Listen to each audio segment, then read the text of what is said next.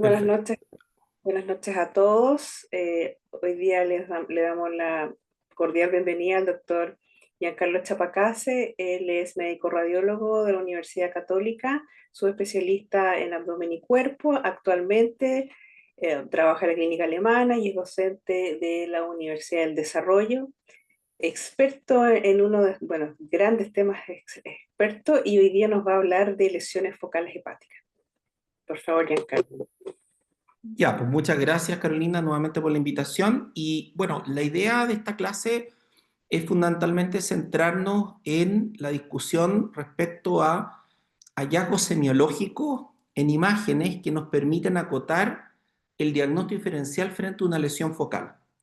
Entonces vamos a ir haciendo primero una introducción, viendo cuáles finalmente, ¿no es cierto?, las utilidades de cada una de las modalidades de imagen y vamos a ir recalcando después, ¿no es cierto?, cuáles son las características propias de las lesiones que nos permiten un mejor diagnóstico diferencial.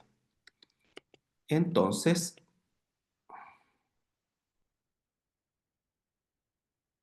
por alguna razón no me está funcionando el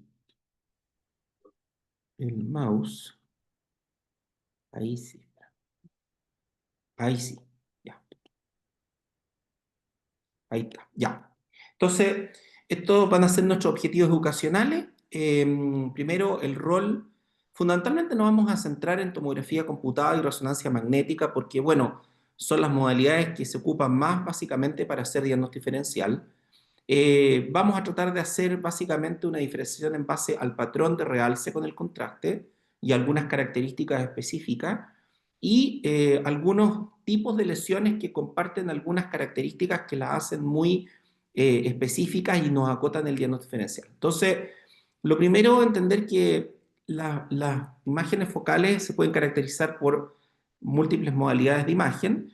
Probablemente el ultrasonido es lo que se ocupa en forma inicial porque muchas de las lesiones son descubiertas en forma incidental por esta modalidad, pero después la caracterización normalmente viene a través de la tomografía computada y la resonancia magnética. Entonces, el ultrasonido en general es una buena técnica de elección como primera aproximación diagnóstica, sobre todo en pacientes que no tienen comorbilidad, que no tienen antecedente de una lesión primaria y que se está haciendo básicamente un control de salud porque permite detectar bastante con buena sensibilidad lesiones hepáticas tanto sólidas como quísticas. En algunos casos puede hacer diagnóstico como en un quiste simple y en algunos otros con alta probabilidad puede dar el diagnóstico. En general, una persona joven, por ejemplo, con una lesión hiperecogénica, que puede dar cierto grado de sombra acústica, bueno, uno dice lo más probable es que esto sea un hemangioma y probablemente le va a dar en más de un 90% de los casos. El tema probablemente es cuando aquella lesión, ¿no es cierto?, no cumple criterio de nada conocido y entonces tenemos que ir a otra modalidad para hacer el diagnóstico. Pero las sensibilidades son bastante buenas. De hecho, muchas veces se ocupa el ultrasonido, por ejemplo, intraoperatorio para ir a detectar pequeñas lesiones e ir a tratarlas ya sea en forma quirúrgica o con ablación, de tal manera que su sensibilidad es bastante buena. La especificidad es inferior, evidentemente, a la tomografía y la resonancia y tiene algunas limitaciones que son del operador y el paciente, ¿no es cierto? Eso ustedes lo saben. Y también es muy útil como guía para procedimientos intervencionales. Ahora, de hecho, hay eh, software que permiten fusión al mismo tiempo de la ecografía con imágenes previas de tomografía y resonancia que se han hecho del mismo paciente, de tal manera que esa técnica de fusión permite tener todas las características de las distintas modalidades que nos permite llegar a un mejor diagnóstico y una mejor, en este caso, orientación de dónde está la lesión y si hay que tratarla. Entonces, estas son características típicas, ¿no es cierto?, de una lesión que puede ser un quiste simple, que ahí probablemente nos vamos a quedar tranquilos, o en una lesión, ¿no es cierto?, hiperecogénica en una persona joven, en el hígado, bueno, vamos a decir esto con alta probabilidad de un hemangioma, y probablemente al ser un incidentaloma en una persona sin antecedentes de riesgo nos vamos a quedar con eso y quizás solamente le vamos a decir tal vez que se controle en un periodo prudente. En el caso de la tomografía, normalmente es probablemente la técnica que más se utiliza en la caracterización de lesiones focales, porque tiene mayor disponibilidad, casi prácticamente todos los hospitales públicos tienen una tomografía y casi todas son multicorte actualmente. El barrido es extremadamente rápido en aquellos tomógrafos que son de 128 canales, puede llegar a ser un barrido del hígado en menos de un segundo, y eso, aunque ustedes no lo crean, ha traído también problemas, porque si bien las nuevas modalidades de tomógrafos que permiten barridos más rápidos, también hace mucho más difícil conseguir llegar en el momento apropiado luego de la inyección del contraste, porque tenemos básicamente periodos de tiempo mucho más estrechos para poder conseguir las ventanas apropiadas. Y por eso que es muy importante en estos casos saber, ¿no es cierto?, qué características tiene nuestro tomógrafo para que las fases arteriales sean arteriales, las venosas sean venosas y las tardías sean tardías, porque si no, nos vamos a quedar con tomógrafos, quizá un tomógrafo de 16 canales necesita un X tiempo para hacer una buena fase arterial, uno de 64 otro tiempo y otro de 128 otro. Por eso que cada vez se ocupan más, ¿no es cierto?, hacer técnicas como el bolus tracking o el test bolus, porque en general nos permite una mejor aproximación de los tiempos. Lo otro que tiene el escáner que es muy bueno es que permite hacer cortes submilimétricos, es decir, podemos hacer reconstrucciones bajo el milímetro. Y eso nos permite ver incluso lesiones muy, muy pequeñas y además las reconstrucciones son isovolumétricas. Eso quiere decir que yo adquiero en el plano axial y tengo la misma resolución en los distintos planos, ya sea si quiero hacer oblicuo, sagital, coronal. Y como les decía previamente, la adquisición correcta en las distintas fases obviamente que es importante para poder hacer un buen diagnóstico. Entonces, consideraciones muy básicas respecto a la perfusión hepática. El hígado, ustedes saben que tiene básicamente doble flujo, que viene tanto de la arteria hepática, que es alrededor de un 20%, puede llegar a ser un 25% o 30% en ciertas situaciones, y la porta, que proporciona cerca del 80% del flujo, ¿ya? Entonces, este doble flujo nos da características muy especiales del hígado en cuanto a su perfusión, que hay que tenerlos en consideración. Entonces, si uno hace un diagrama, básicamente de cómo aumentan las densidades Hounsfield a lo largo del tiempo después de que yo inyecto el contraste, vamos a ver que la curva de la aorta, si yo quisiera hacer un estudio geográfico, vamos a ver que probablemente en un tomógrafo de 16 o a 64 canales, probablemente vamos a tener una excelente fase geográfica tal vez a los 20 segundos de iniciado la inyección del contraste, versus, por ejemplo, el hígado, que es mucho más tardío, y vamos a ver que el hígado empieza a impregnarse más o menos como a los 25 o 30 segundos, y la curva es ascendente y llega a la fase parenquimatosa más o menos a los 60 70 segundos.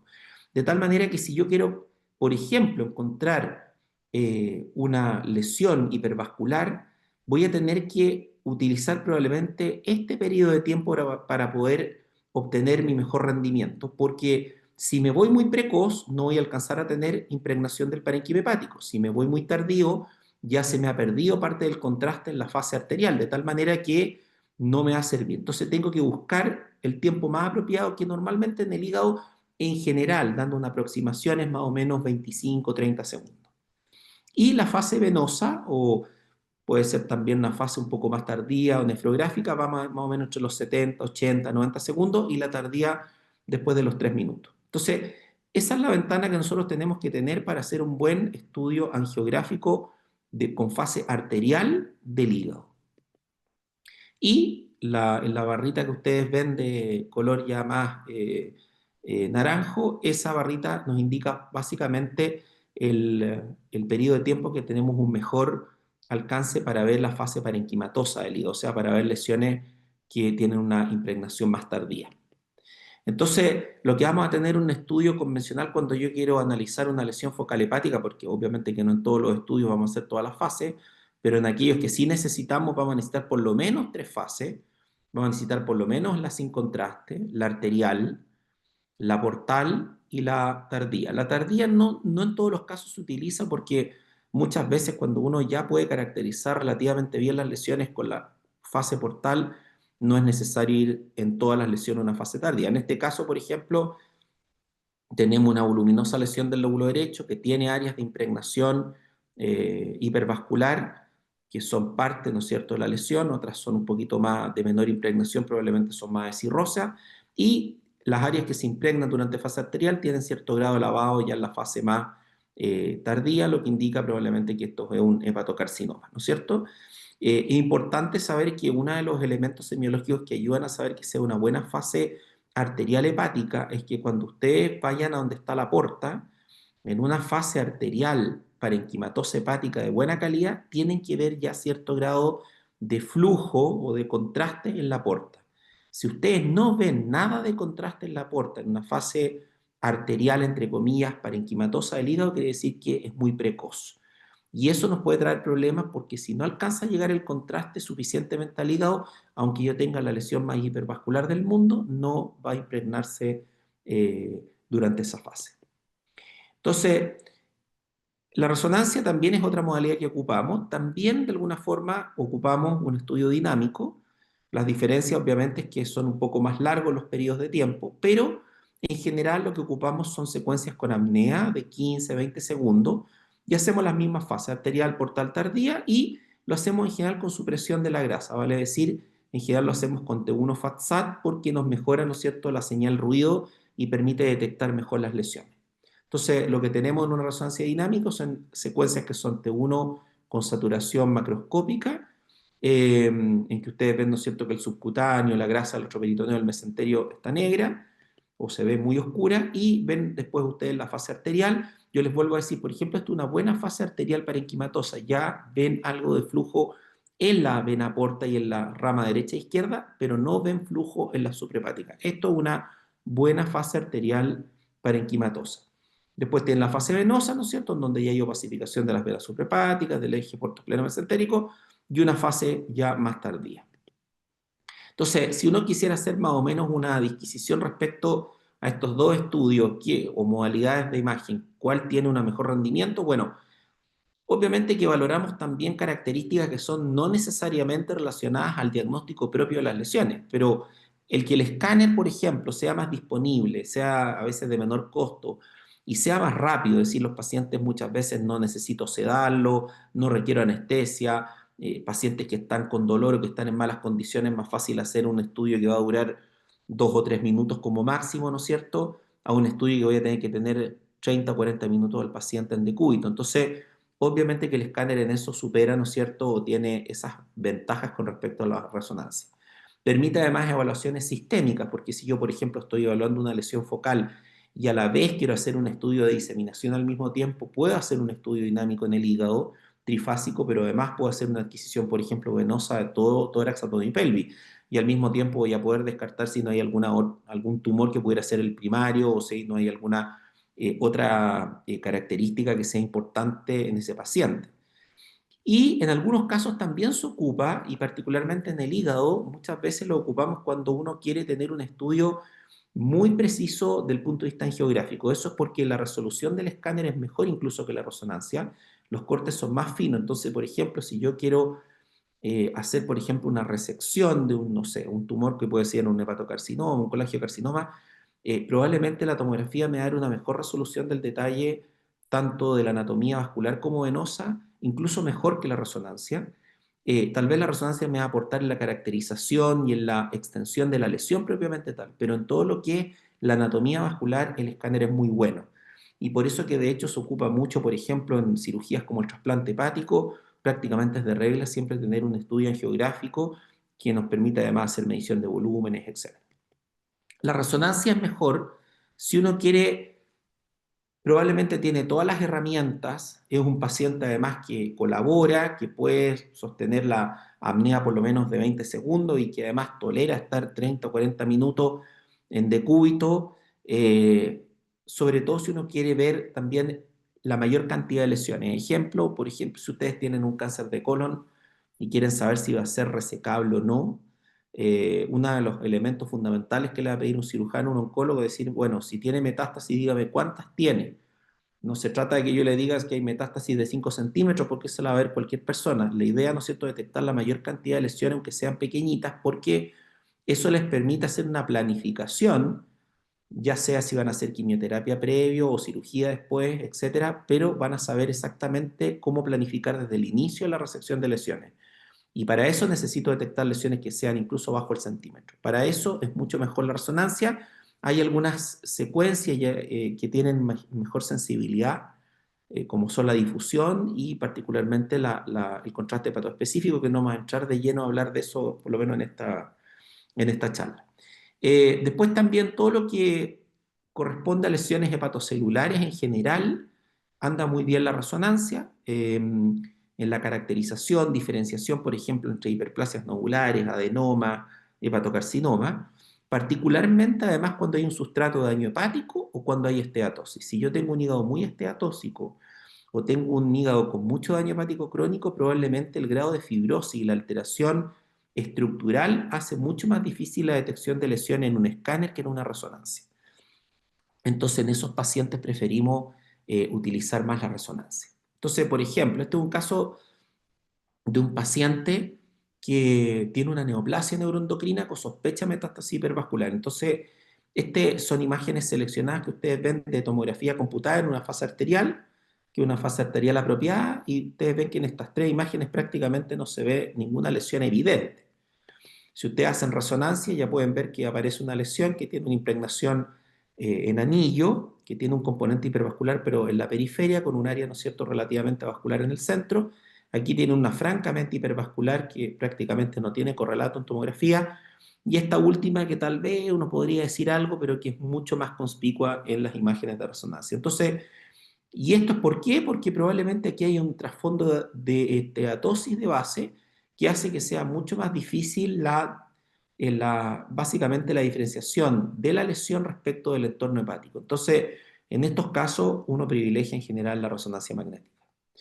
Aquí tienen, por ejemplo, la diferenciación que tenemos que nos permite la resonancia entre dos entidades que pueden generar problemas o disquisición, como es el hepatocarcinoma de la variedad infiltrante, que es una variedad normalmente que no es tan hipervascular y que no tiende a ser tan localizado, no tiene cápsula y tiende a ir rápidamente a avanzar e infiltrar el parénquima hepático. Por ejemplo, en este caso es una lesión mal definida, ¿no es cierto?, hiperintensa ante dos, que tiene cierto grado de impregnación en fase arterial, pero no en toda la lesión, y que en la fase tardía algunos de los elementos de la lesión tienen lavado. Esto por biopsia correspondió a un hepatocarcinoma mal diferenciado de la variedad infiltrante.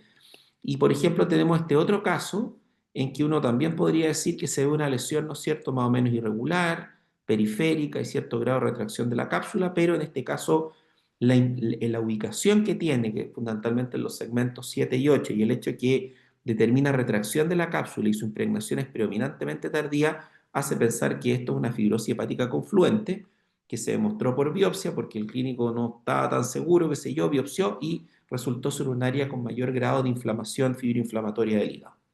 Entonces, para este tipo de disquisiciones, la resonancia evidentemente que nos proporciona mayor resolución de las lesiones y nos permite hacer un mejor diagnóstico diferencial.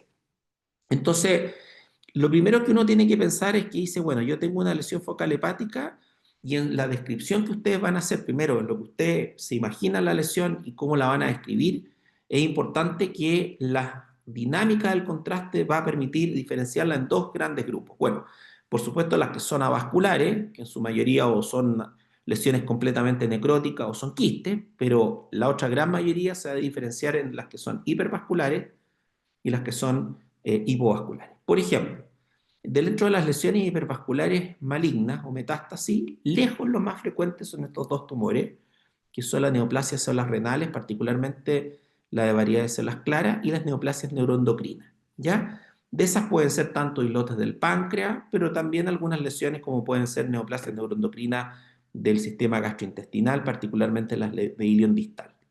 Y hay otras que son ya menos frecuentemente que ocurren con o que dan lesiones hipervasculares secundarias en el hígado. Mama prácticamente puede dar de todo, pero no más del 10 o 15% de las metástasis son hipervasculares. Tiroides es un poco más alto, pero como el porcentaje de tumores que dan metástasis al hígado es muy bajo, es menos de un 5%, globalmente son muy pocas las metástasis por tiroides. Melanoma también puede haber metástasis hipervasculares, aunque no son la mayoría, algunos sarcomas, particularmente si son muy vascularizados, y los coriocarcinomas. Entonces, en general, uno ocupa esta mnemotecnia, que es el TRISC-MM, en que básicamente ahí tenemos la T de tiroides, R de renal, I de islotes del páncreas, sarcoma, carcinoide y coriocarcinoma, y melanoma y mama. Entonces, ¿qué es lo que pasa cuando vemos una lesión hipervascular? La característica es que tiene un llene rápido en fase arterial, que como dijimos previamente, es la fase arterial parenquimatosa del hígado, no la angiográfica, que más o menos 25 a 30 segundos. Y fuera de tener ese llene rápido en fase arterial, va a tener un washout o lavado rápido en fase portal. Un elemento que es muy importante tener en cuenta es que cuando yo digo una lesión hipervascular, muchas veces la lesión puede ser completamente hipervascular, pero hay veces que las lesiones pueden ser hipervasculares no completamente, ya sea porque parte del tejido es hipervascular, que puede ser en la periferia, en el centro, o puede ser excéntrico. De tal manera que no esperen que todas las lesiones hipervasculares sean completamente hipervasculares. Sin embargo, si lo único que se impregna en la fase arterial es solamente un anillo que es fino, que no es irregular, que no tiene componente nodular, eso no se considera una impregnación hipervascular porque eso puede ser simplemente fenómenos de hiperemia perilesional. Pero si esta periferia es una periferia irregular, con nódulos, con septos engrosados, sí se debe considerar que es un componente hipervascular si es que efectivamente se impregna en fase arterial.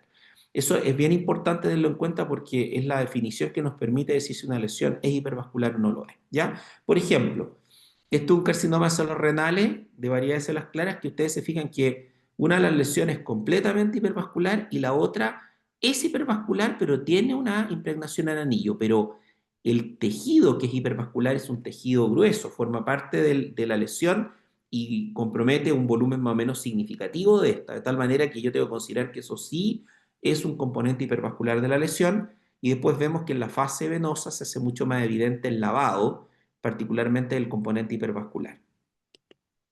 Después tenemos, por ejemplo, este caso, metástasis hipervascular en neoplasia neuroendocrina. En esto, la fase arterial es fundamental porque muchos de estos tumores dan metástasis que son chiquititas, son como puntitos. Entonces, en la práctica no ejercen mucho efecto de masa y ustedes se fijan que en una fase venosa del mismo paciente no se ve absolutamente nada. De tal manera que si ustedes tienen una neoplasia neuroendocrina, particularmente los islotes, como podría ser un insulinoma, un lipoma, etcétera, etcétera, o tienen una neoplasia del tubo digestivo, un carcinoma pendicular o de ilion, tienen que exigirle a su tecnólogo que haga una fase arterial. Eso normalmente está protocolizado, pero si no lo hiciera, habría que recitar al paciente porque existe una probabilidad de que no se detecten metástasis. Por ejemplo, este es un caso que tiene ya algunos años, pero que nos tocó y que ejemplifica lo que les acabo de decir. Esta es una paciente que tenía un tumor neuroendocrino del ilion distal. Y la paciente tenía algunos síntomas de tipo carcinoide, flashing, algo de hipertensión, qué sé yo, y esta es la fase sin contraste, la fase venosa y la fase tardía. Y ustedes se fijan que la verdad es que aunque uno mire, no se ve ninguna lesión, pero si uno ve la fase arterial, ustedes se fijan que se ven lesiones muy hipervasculares, que son múltiples y que después se biopsiaron y correspondieron a metástasis. Entonces, este es uno de los ejemplos de por qué es tan importante saber qué es lo que estoy yo estudiando, cuáles son las neoplasias de base que tienen los pacientes y protocolizar de acuerdo a eso el estudio más apropiado para cada paciente. Ahora, ya hablamos de lesiones hipervasculares en el contexto de metástasis, pero también tenemos lesiones hipervasculares de origen hepático, es decir, que son primariamente hepáticas. Y aquí obviamente que las hiperplasias, los adenomas y el hepatocarcinoma son las que se llevan por lejos, ¿no es cierto?, la mayor proporción. Hay algunas lesiones como la hiperplasia nodular regenerativa que normalmente es una especie de prima hermana de la hiperplasia nodular focal, pero que en general es reactiva a algunas condiciones como puede ser Budd-Chiari, se ve también en algunos pacientes que han sido sometidos a quimioterapia y en algunas otras alteraciones de tipo vascular en el hígado, pero son menos frecuentes de ver y se parecen mucho a las hiperplasias anulares focales. Ustedes probablemente les ha tocado ver porque la hiperplasia anular focal es muy frecuente, es probablemente una de las lesiones después del hemangioma más frecuentes, particularmente en mujeres. Son en general asintomáticas, múltiples hasta en un 30%. Además, hay asociación entre hiperplasia y hemangioma, de tal manera que si ustedes tienen hiperplasia, tienen también mayor probabilidad de encontrar hemangioma en el mismo paciente, así que no es infrecuente encontrar ambas lesiones. En general tienden a tener este aspecto polilobulado, algunos le llaman como un festoneado así, que algunos le llaman como lo que es, tiene la margarita, ¿no es cierto? El flor de la margarita, que es como unos lóculos, ¿no es cierto? Unos lóbulos que dan este aspecto muy típico, que no lo dan en general las metástasis hipervasculares. Y además, bueno, si tiene cicatriz central, obviamente que nos hace el diagnóstico también mucho más fácil, pero acuérdense que solamente tienen cicatriz central menos de un 30% de las hiperplásicas y todas ellas son de más de 3 o 4 centímetros de diámetro. Es poco frecuente encontrar cicatrices en hiperplasias de menos de 3 centímetros.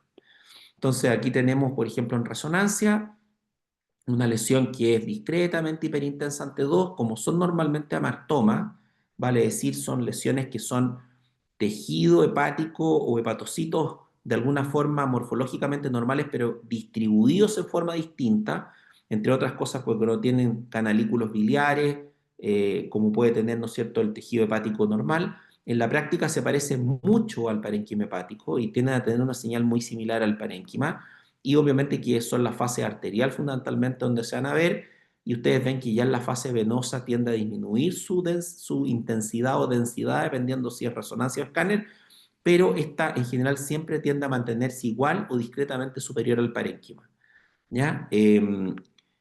Hay que tener cuidado cuando hay mucha esteatosis porque el trasfondo a veces del hígado es de una señal muy baja, entonces da la sensación como que la hiperplasia no disminuye su intensidad de señal y a veces entonces queda la confusión si no es un hemangioma o otra lesión hipervascular.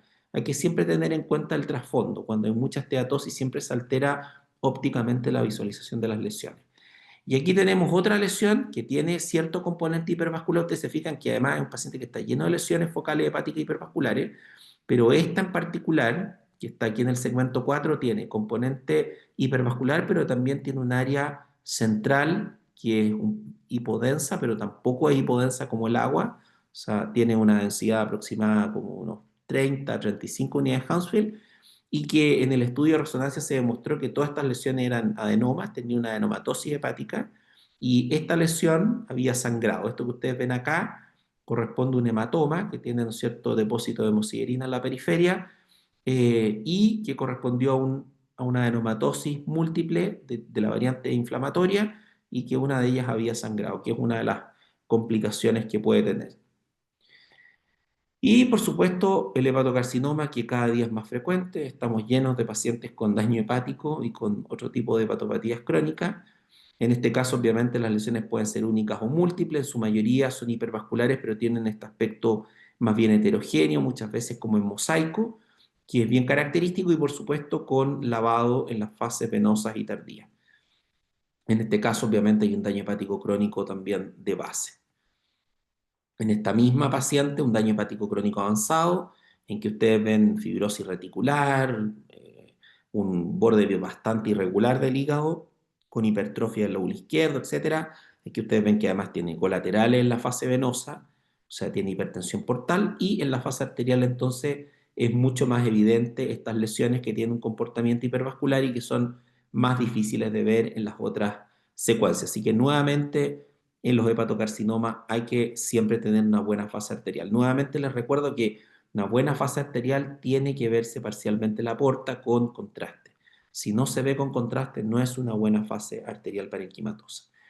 Y ocupamos obviamente ciertas características en que la resonancia nos aporta más sensibilidad que un escáner, por ejemplo, que es, por ejemplo, en este caso, una lesión que se ve bien delimitada, con una aparente cápsula en la periferia, pero que en la secuencia, esta es la T1 gradiente dentro de fase, y en la fase T1 fuera de fase, se ve que hay una caída de la señal, sobre todo en la periferia, lo que indica que hay grasa microscópica, que no es completa en una parte de la lesión, y esto sumado al hecho que es una lesión hipervascular y que además tiene lavado y pseudocápsula, bueno, nos hace el diagnóstico de un hepatocarcinoma, que en este caso tiene además depósito de grasa o metamorfosis grasa. Después tenemos otro gran grupo de lesiones que incluso es más grande que las que acabamos de ver, que son las lesiones hepáticas malignas hipovasculares. De hecho, es mucho más frecuente encontrar metástasis hipovasculares que hipervasculares. Y ahí obviamente tenemos desde tumores primarios como el colangiocarcinoma, que es el segundo tumor primario más común del hígado después del hepatocarcinoma, y las metástasis hipovasculares. Metástasis hipovasculares quiere decir que realza menos que el parénquima hepático en la fase portal y evidentemente no tienen realce en la fase arterial.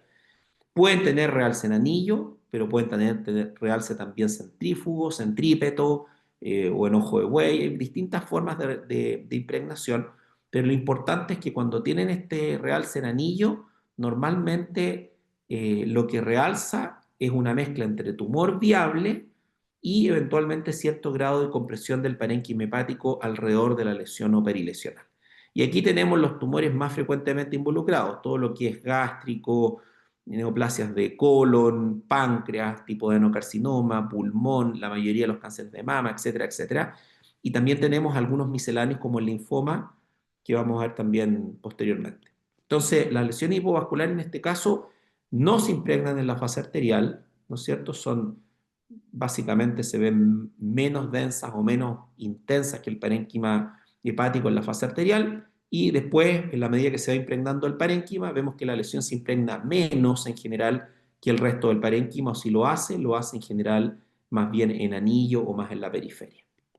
Entonces, aquí tenemos, por ejemplo, una imagen muy característica de un colangiocarcinoma intrahepático, que es esta variante tipo masa o masiforme, que es un colangiocarcinoma, como ustedes saben, hay colangiocarcinoma intrahepático y carcinomas que se dividen básicamente en los tipos masiformes y los del hilio hepático, que son los Klatskin, y los extrahepáticos. Bueno, este da cuenta más o menos de un 10-20% de los colangios y se presenta como masas grandes, hipovasculares, que pueden tener también satelitosis o metástasis al momento del diagnóstico, que son estos nódulos que ustedes ven alejados de la lesión primaria.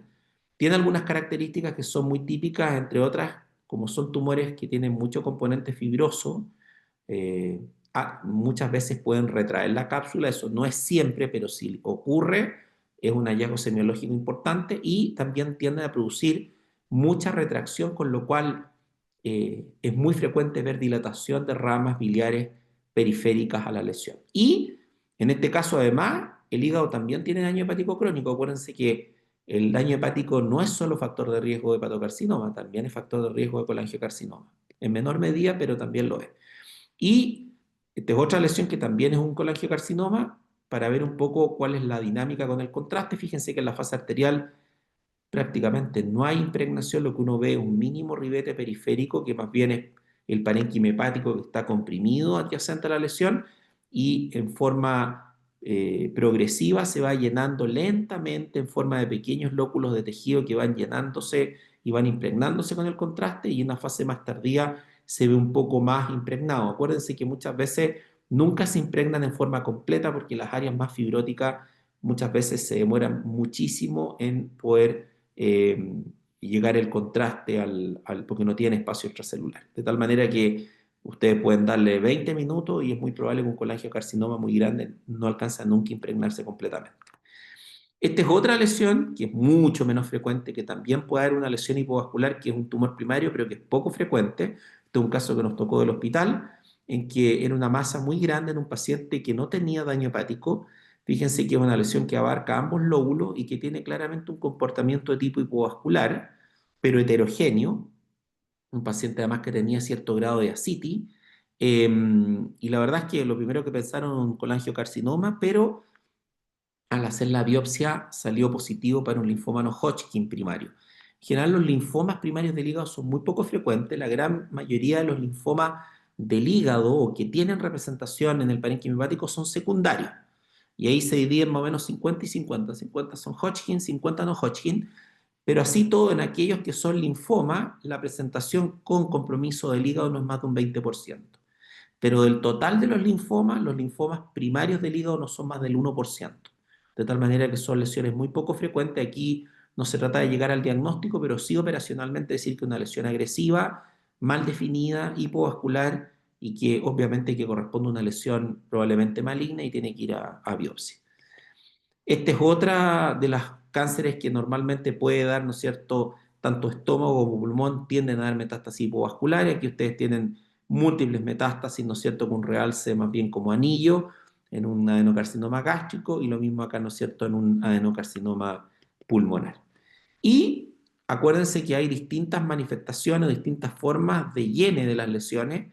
Algunos pueden ser anulares, periféricos, otros pueden ser que tengan un realce en la periferia, pero en las fases más tardías tienen un llene central, que es lo que se llama como enojo de buey. Por ejemplo, este caso de metástasis que tienen comportamiento hipovascular, lo único que se ve es un anillo muy, muy discreto en la periferia, en la fase arterial. Ustedes ven que prácticamente son siempre de mucho menor intensidad de señal al resto del parénquima, por lo tanto corresponden a lesiones hipovasculares, pero en una fase más tardía se llenan lentamente en la región central. Eso es probablemente porque si bien tienen áreas de necrosis, en la zona central hay algunas zonas de respeto en que se produce fibrosis o mayor grado de fibrosis, y esas son las que se impregna o el tejido que se impregna más tardíamente.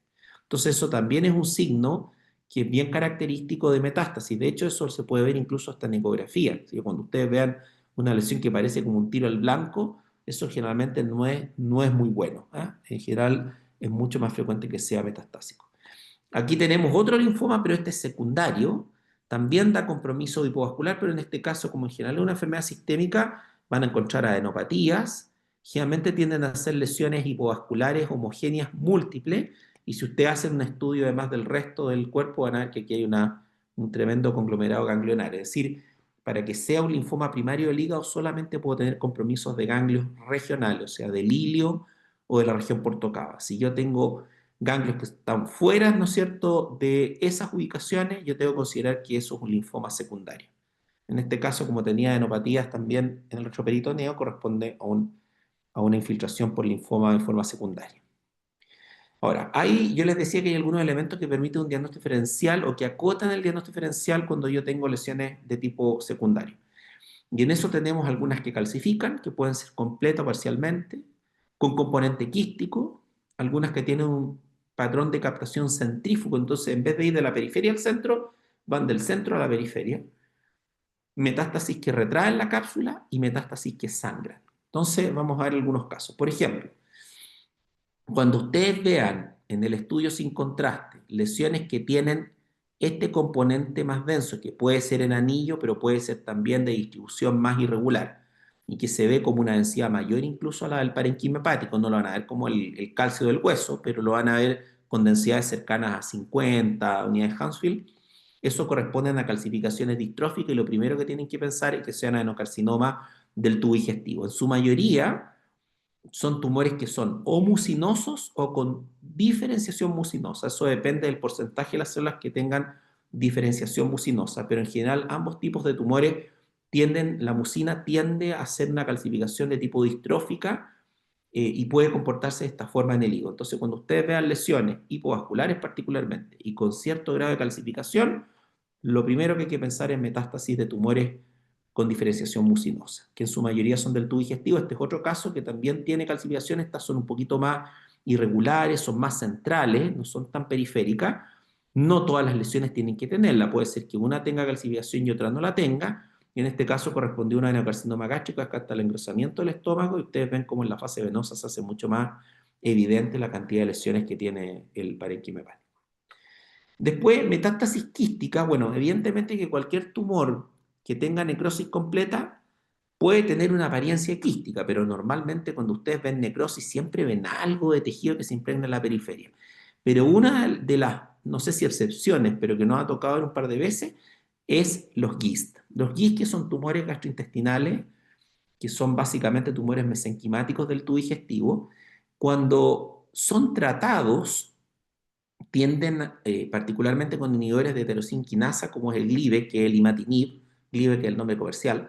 Normalmente los inhibidores de tirosinquinasa lo que hacen es que evitan, ¿no es cierto?, las señales amplificadoras para promover, ¿no es cierto?, la formación de proteína y de DNA, y lo que hacen finalmente es que la célula en buenas cuentas deja de tener su mecanismo metabólico activo y por lo tanto se necrosan. Entonces, este era un paciente que venía ya con el antecedente, y de hecho al principio pensamos que eran solamente quistes, y de hecho ustedes lo ven y parecen quistes, pero de hecho en un comportamiento en el tiempo se vio que eran quistes pero que estaban achicándose en el tiempo. Entonces eso nos hizo pensar que efectivamente estas no correspondían a quistes reales, pues los quistes tienden en general a mantenerse o a crecer, y correspondían a metástasis que se necrosaron, tuvieron un proceso de degeneración quística, y por supuesto que en la medida que pasa el tiempo se van achicando, van disminuyendo de volumen. Y de hecho cuando se hizo la ecografía, se vio que no eran tan quísticas. Aquí la ecografía nos ayudó porque había ciertas áreas que se veían relativamente más irregulares. Es cierto que tenían un gran componente quístico, pero evidentemente que no eran quistes como los que uno ve regularmente. Y por lo tanto esto correspondió efectivamente a un GIS que había sido tratado con estos inhibidores de tirosinquinasa. Ahora, hay algunos tumores que pueden dar componente quístico también. Este es un caso, por ejemplo, en que yo les muestro el estudio en fase arterial.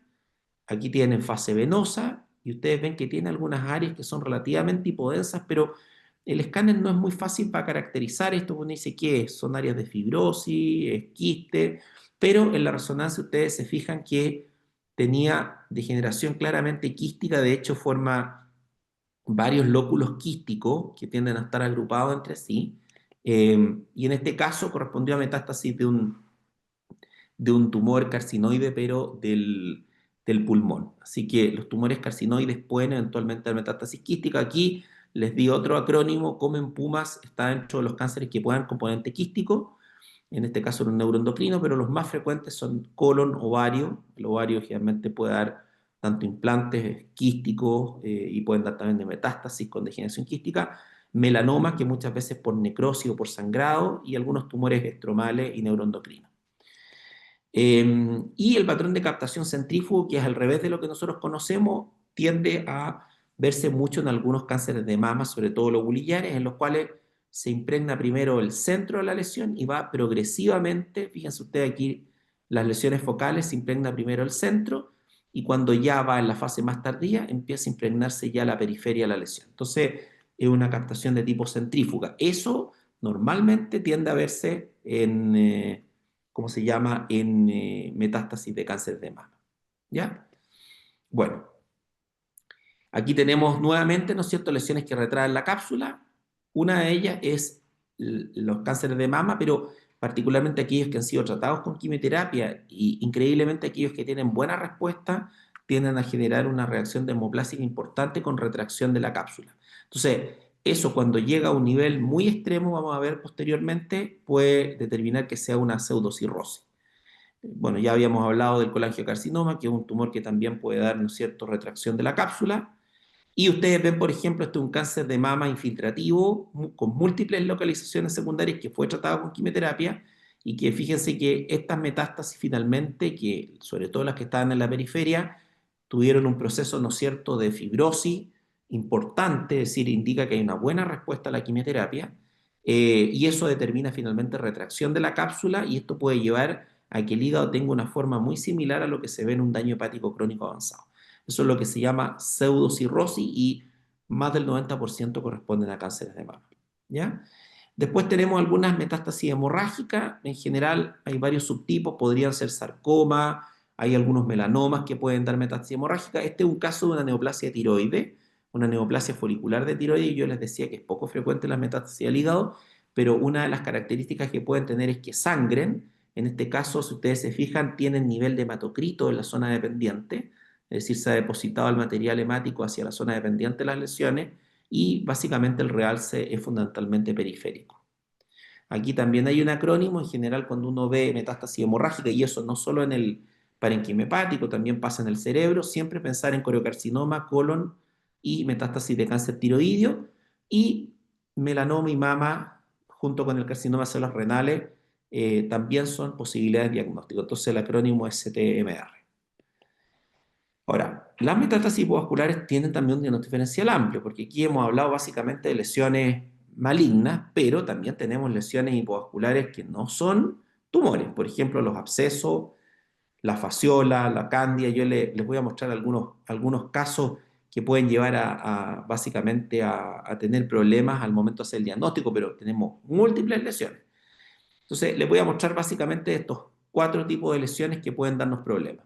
Lo primero, el absceso hepático. El absceso hepático, claro, si uno tuviera un absceso hepático que es una sola lesión y que es completamente abscedada, probablemente no va a haber mucha disquisición y uno puede decir es un absceso hepático, pero muchas veces los abscesos en la ecografía pueden verse de una ecogenicidad bien heterogénea porque tienen detritus, septos en su interior, y entonces aquí casi parece como una lesión sólida, y cuando ustedes la miran en la tomografía sin contraste se puede ver como una lesión que tiene componentes sólidos.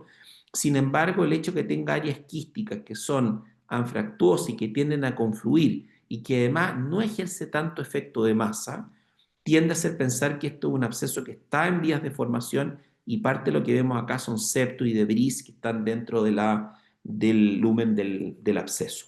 Por supuesto que hay abscesos que son más pequeños, como por ejemplo este paciente que tenía una colangitis y que tiene una impregnación que parece una metástasis en anillo, pero aquí la diferencia es que siempre los abscesos se impregnan de dentro hacia afuera y en general la lesión hipovascular en su mayoría de afuera hacia adentro. Es decir, lo primero que van a ver ustedes en un absceso es que se impregna la parte más interna del absceso y va progresivamente realzando hacia la periferia y en general está asociado a cierto grado de hiperemia perilesional porque se produce un fenómeno inflamatorio alrededor del absceso.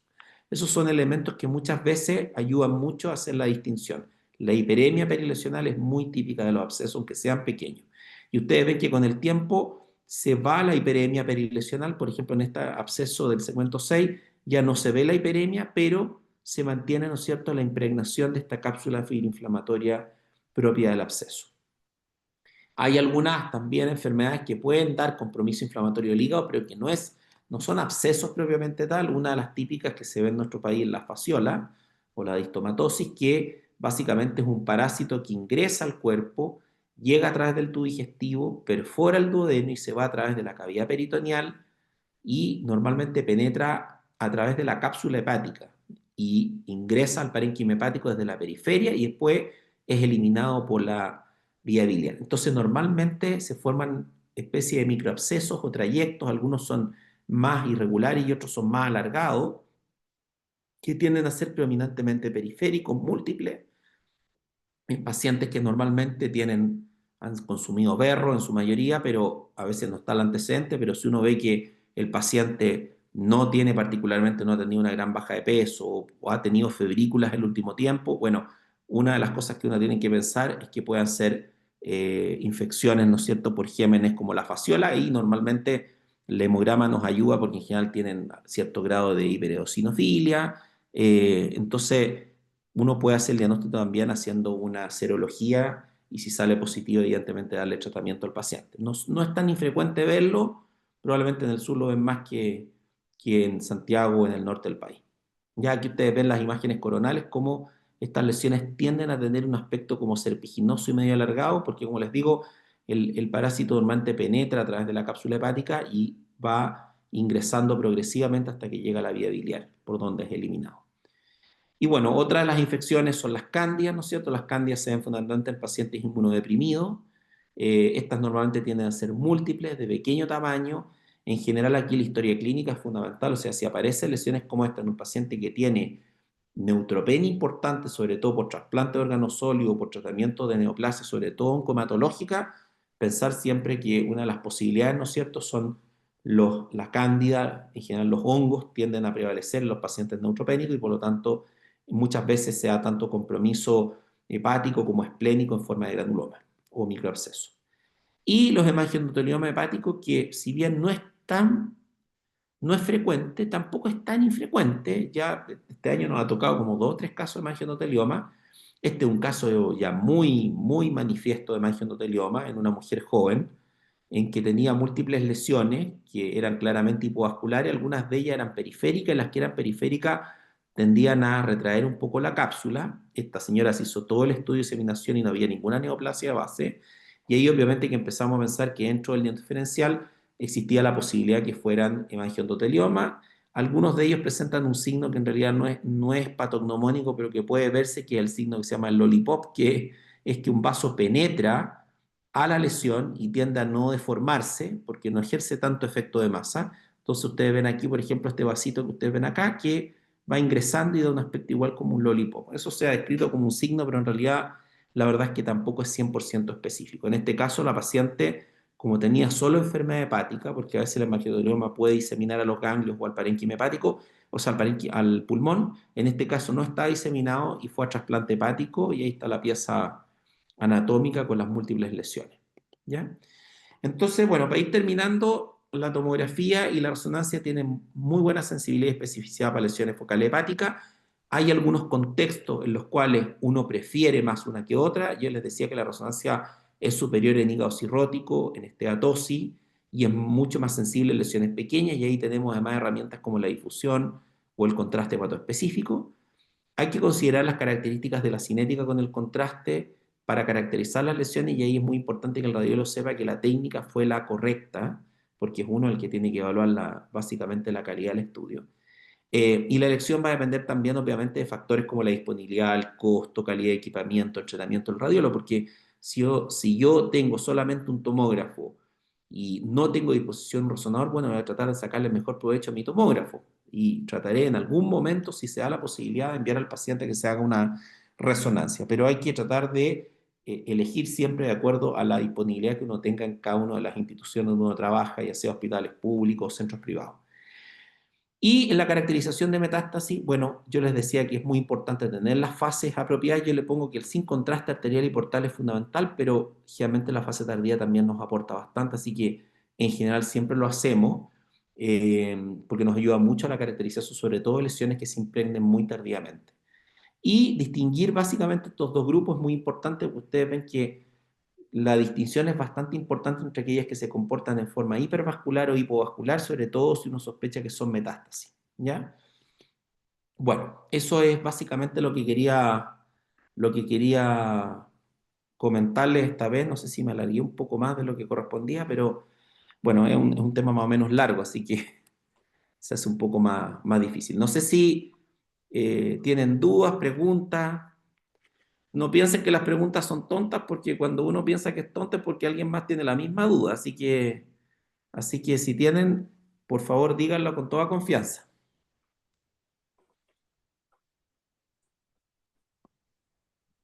Pues de entrada, Doc, les quería agradecer. Muchas gracias por esta oportunidad de que podamos interactuar con distintos colegas de distintas universidades. Este es nuestro momento académico, nosotros como becados de la Universidad de Antofagasta, y nuestra intención es esa, que eh, relacionarnos con otros colegas de otras universidades, inclusive de otros países. Entonces, de verdad que estoy muy agradecido de que tenga esta oportunidad de que usted nos pueda explicar este tipo de temas que son muy importantes para nosotros. Muchas gracias. Muchas gracias. La verdad que para uno también es súper agradable, además que la gente quiera aprender, y además que hasta horas de la noche hay tanta gente conectada viendo la charla, pero la verdad es que la idea justamente es poder transmitir un poco la experiencia que uno tiene. Obviamente que a veces los temas son mucho más complejos y a veces pueden ser muy extensos, pero la idea es tener una pincelada, entender los conceptos, y después cuando uno ya tiene los conceptos más claros es más fácil ir a revisar cada uno de los temas, y entonces a uno es más fácil al final el estudio, ¿te fijas? Como que uno le deja un poquito la primera parte ya más hecha, digamos. ¿Ah? No sé si dudas, preguntas que tengan, aunque no Giancarlo, yo sea...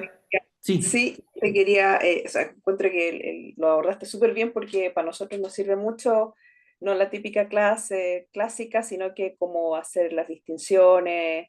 Nosotros vemos muchas lesiones focales, entonces eso es lo interesante, es ver lo que no siempre se ve y cómo podemos hacer la distinción. Así que lo abordaste para nosotros de la mejor manera y nos sirve mucho.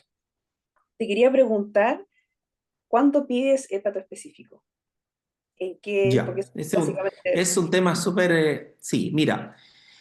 Lo primero es que yo he llegado al consenso, lo primero porque, a ver, ustedes saben que el contraste, para explicarle un poco a los residentes, el contraste hepatoespecífico es un contraste que tiene como característica base que se comporta un poco distinto al contraste convencional o extra, o vascular o extracelular. Y es que, en general, a diferencia del contraste que nosotros ocupamos, que se excreta casi en un 90% por el riñón, 95%, este se excreta 50 por el riñón, 50 por la vía biliar. Entonces, esa excreción por la vía biliar la ocupamos básicamente porque aquellas lesiones que tienen hepatocitos y canalículos biliares normalmente tienden a retener este contraste y lo eliminan muy tardíamente. Entonces, básicamente nos sirve para detección de lesiones focales hepáticas, sobre todo en algunos casos distinción entre adenoma e hiperplasia nodular focal, que en realidad ojalá fuera la distinción tan fácil de hacer, pero también hay porcentajes de adenomas que también pueden retener el contraste hepatoespecífico, pero bueno, es una característica más que nos puede ayudar. Y en algunos hepatomas, incluso bien diferenciados, hasta en un 5% también pueden retener este contraste. Pero en la práctica, cuando tenemos una lesión que parece hepatocelular y que no estamos muy seguros que sea una hiperplasia nodular clásica, que tenga la cicatriz, que tenga estos bordes festoneados, etcétera, generalmente le pedimos hepatoespecífico porque nos ha pasado que de repente son lesiones que parecen hiperplasia, pero que al final no son hiperplasia. Y igual con otras características nos sirve también para la distinción con adenoma. Lo ocupamos también cuando hay que hacer, básicamente, encontrar la mayor cantidad de lesiones posible. Eso normalmente hay algunos cánceres, como el cáncer de colon, que se ha transformado casi en una enfermedad crónica y en que normalmente los cirujanos y los oncólogos muchas veces hacen tratamientos que son en distintas etapas. Entonces van quemando algunas lesiones, van resecando otras, y entonces muchas veces, aunque a uno le parezcan que hay múltiples lesiones del hígado, a veces son resecables. Y para un paciente dejarlo recer, o sea, sin tumor, es cambiarle el pronóstico. Entonces, en esos pacientes, yo les decía que es importante detectar la mayor cantidad de lesiones posible. Es decir, es una diferencia que yo vea solamente 5 en el escáner, por ejemplo, en una resonancia convencional, pero pueda detectar 3 o 4 más que sean chiquititas, esa nos va a ayudar porque la planificación va a cambiar. Ahora, ¿por qué digo que eso sirve en cáncer de colon y en otros cánceres? Pues si yo tengo un cáncer de páncreas con metástasis multifocales, no tiene sentido que le haga hepatoespecífico, que tenga una o 20, es un cáncer de etapa 4 y no es resectivo. Lo mismo pasa en un cáncer pulmonar. Entonces, depende mucho el tipo de tumor. Particularmente esto se ha aplicado en cánceres de colon. ¿Ah? Y la tercera, básicamente, indicación que utilizamos más, a pesar que hay otra más que les voy a mencionar después, es cuando hay dudas respecto de complicaciones quirúrgicas de la vía biliar. Porque como se excreta por la vía biliar, a veces, por ejemplo, hay dudas que una colección que está al lado de la vesícula o cerca de la vía biliar es solamente un seroma o un bilioma no conectado o ha habido lesión de la vía biliar. Y nos ha pasado en un par de casos que uno ve el contraste cómo sale de la vía biliar y se acumula en la colección. Entonces, para el cirujano es distinto que haya una filtración activa a que sea un bilioma contenido y que sea solamente lo que quedó después de una cirugía, porque si es que hay una filtración tiene que irla a reparar. Entonces, nos sirve también por eso. Pero también ahora ahí apareció algunas publicaciones en que el hepato específico tendría un rol básicamente en la evaluación de la función hepática, porque, por ejemplo, en pacientes que son tratados con quimioterapia, normalmente se produce deterioro del parénquima hepático. De hecho, hay muchas distintas manifestaciones dependiendo del fármaco que estemos utilizando, y pasa que muchas veces um, en el fondo el resultado de la quimioterapia depende mucho que el quimioterápico llegue y pueda entrar en las células del hepatocito o las células tumorales. Y si yo tengo un parénquima hepático que está de muy mala calidad y que no está con una funcionalidad adecuada, la quimioterapia no me va a servir. Entonces lo que hacen muchas veces es que en personas que han tenido alteración de las pruebas hepáticas y están con ciclos de quimioterapia, para decidir si van a seguir con la quimioterapia o no, pueden hacer un estudio con hepato específico y en general tú mides básicamente porcentajes de impregnación del parénquima. Hay unas escalas que se están ocupando y cuando tú ves que es muy poca la captación, quiere decir que el hígado está muy deteriorado y que en general son hígados que ya no van a tener muy buena funcionalidad. Y los ocupan también en pacientes que van a ir a trasplante hepático porque se cree que aquellos pacientes con trasplante hepático que tienen muy deteriorada la función y que realzan muy poco con el contraste, probablemente son pacientes que quieran estar en un nivel más alto dentro de la lista de espera para trasplante porque son pacientes que tienen peor pronóstico, aunque los veamos morfológicamente similares. ¿Mm? Entonces, si bien estas últimas no se ocupan mucho, pero cada vez están más en boga y hay más publicaciones al respecto, así que probablemente vamos a ir ampliando la cantidad de, digamos, de indicaciones. Ahora, yo particularmente en la práctica, como el contraste es mucho más caro que el contraste convencional, es como 5 o 6 veces más caro, y como muchas veces hay médicos que empezaron a mandar lesión focal hepática a hacer hepato específico porque no saben que el hepato específico no es para todas las lesiones focales. Yo ya les he explicado por lo menos a los de mi hospital, de la clínica, ya los clínicos que conozco más, que les digo que por favor pongan el informe, o sea, la orden, evaluar la necesidad de uso de contraste hepatoespecífico, pero que no me lo pidan con contraste hepatoespecífico, porque a veces llega el tecnólogo dice, ah, lo pidieron con hepato específico, y al tiro hace el hepato específico. Y la verdad es que a veces no tenía ninguna utilidad hacerlo con contraste. Así que lo hacemos básicamente así. Muchas gracias, Giancarlo. ¿Alguien más tiene alguna pregunta, comentario, aporte?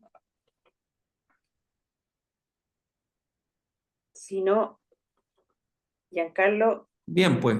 gracias. Ha sido una excelente clase, muy, muy... Doctora, ¿puedo hacer una preguntita? Sí, por supuesto. Sí, pregunte nomás. Ya, tengo una pregunta, doctor, con respecto justo al tema de los adenomas. Sí. Esa distinción que se hace entre los inflamatorios, los alfa Mm. 1 mutados, los Sí, beta sí. 1 catenina, ¿esa distinción es más bien histológica y por marcadores o uno puede hacer una aproximación por imagen? Porque muchas Mira, veces dicen adenomas y queda como en eso, pero la sí, gama entre el no sí. inflamatorio y beta 1 catenina es harta la diferencia como en clínica, pronóstico y todo eso. Mira, esa es una súper buena pregunta y es un tema bien complejo porque, claro, uno conoce los tres subtipos más clásicos que son los que tú acabas de mencionarme, pero por ejemplo los beta-catenina mutados tienen mutaciones en exones distintos. Hay uno que es el exón 7 y otro el exón 3, y resulta que el exón 3 tiene mejor pronóstico que la mutación del exón 7. Y además tienen, ahora han aparecido por lo menos otros dos o tres clasificaciones distintas. Entonces en este momento hay casi como 8 o 9 subtipos de adenoma. Ahora, básicamente, a lo que el radiólogo puede aportar, independiente de decir el número de lesiones, el descartar otro tipo de lesiones y decir el tamaño de las lesiones, porque ustedes saben que mientras más tamaño, más probabilidad, tanto en algunos casos de degeneración maligna como de complicaciones como sangrado, es que hay ciertos subtipos que podría, dentro de todo, llegar a un diagnóstico presuntivo bastante claro. Por ejemplo, los adenomas esteatóxicos, que son los que se ven normalmente en mujeres, sobre todo mujeres con cierto grado de esteatosis hepática, etcétera, etcétera, esos normalmente tienden a acumular bastante grasa y el diagnóstico diferencial, más que hacerlo con otros adenomas, es con la hiperplasia nodular esteatóxica, que no es muy frecuente, pero que puede verse. Pero lo importante en ambos casos es que sea como fuere adenoma o hiperplasia, ese adenoma es el que tiene mejor pronóstico, porque esos raramente malignizan, crecen muy poco y tienden incluso después la posmenopausia a ir decreciendo solo y no sangran. Entonces, yo inmediatamente si veo una persona que tiene lesiones que tienen grasa intracitoplasmática o que tienen grasa macro, porque el adenoma también puede tener grasa macroscópica, yo inmediatamente lo encasillo en una lesión esteatóxica y eso me cambia inmediatamente el pronóstico. Los adenomas inflamatorios, que son probablemente los segundos en frecuencia, tienden a ser mucho más hipervasculares que el resto de los adenomas y en general tienen una tendencia mucho mayor al sangrado. Entonces, cuando yo veo lesiones que no se acomodan a las características de hiperplasia y que me parece que son múltiples y algunas de ellas además pueden tener degeneración quística o hemorrágica, yo planteo la adenoma inflamatoria y ahí el mayor problema no es la degeneración maligna, sino que el sangrado intralesional. Por lo tanto, ahí lo que me interesa a mí es decir cuáles son lesiones de más de 4 centímetros o que están cercanas a la cápsula, porque esas son las que tienden a complicarse. En general, el problema de los adenomas inflamatorios es que el adenoma inflamatorio puede captar en forma heterogénea el contraste hepatoespecífico hasta en un 40% de los casos. Entonces, el que capte contraste y lo retenga no quiere decir necesariamente que no sea un adenoma, ¿ya? A diferencia de los esteatóxicos que casi no captan el contraste hepatoespecífico, porque eso es prácticamente menos del 5%.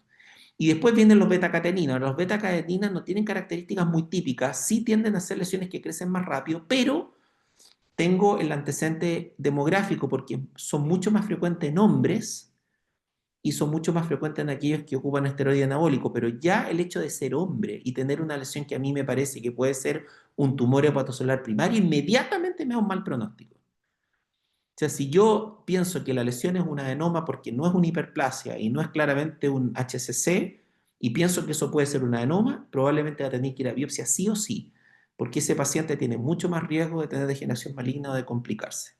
¿Ya?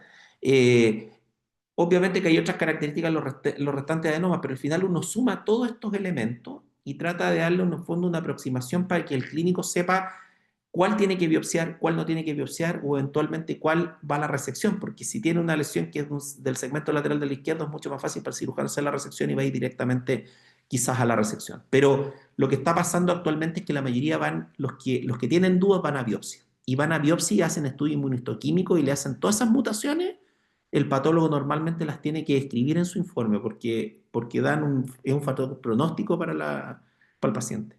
¿Mm?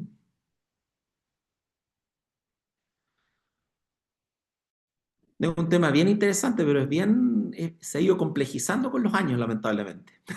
Cuando uno creía que tenía todo claro, la verdad es que vuelven a aparecer más papers, más cosas y uno se va enredando, el discurso se va enredando cada vez más. ¿Mm? Es así. Doctor, entonces, si es que uno ve una lesión con componente graso, menos 4 centímetros, mujer, uno podría plantear que eso tiene baja probabilidad de malignidad y uno lo Sí, puede seguir. en general sí, porque las lesiones con grasa en el hígado casi sí, o sea, excepto que tenga, pero por rarísimo, liposarcoma, metastasia, porque generalmente es grasa macroscópica, pero grasa microscópica en general la vas a ver en lesiones hepatocelulares. O sea, lo que más te va a interesar a ti, que si es un paciente que no tiene daño hepático y no tiene características propias de un hepatoma y lo descartas por imagen, seguro que es una lesión hepatocelular benigna. La grasa macroscópica es un poco distinta porque la grasa macroscópica no se ve en las hiperplasias, pero puede verse en los adenomas y los hepatocarcinomas. Entonces, ahí puede ser un poco distinto porque si veo una lesión, yo puedo tener hepatocarcinoma en hígado sano. Entonces, si tengo una lesión con grasa macroscópica y esa lesión no puede hacer la distinción entre adenoma y hepatoma, probablemente va a tener que ir a biopsia.